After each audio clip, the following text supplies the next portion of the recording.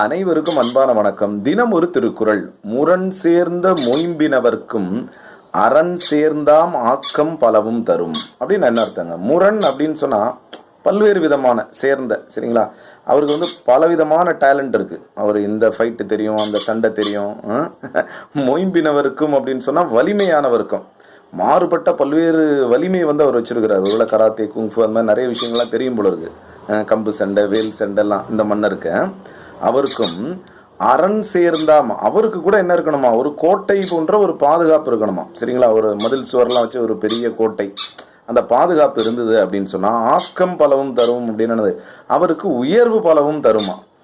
என்னதான் ஒரு வலிமை மிக்க அரசனாக இருந்தாலும் அவனுக்கு கோட்டை போன்ற பாதுகாப்பு என்பது அவசியம், தேவை. அது அவனுக்கு உயர்வை தரும் அப்படின்னு யார் சொல்றா? நம்ம வள்ளுவர் சொல்றார். சரிங்களா? நன்றி, வணக்கம்.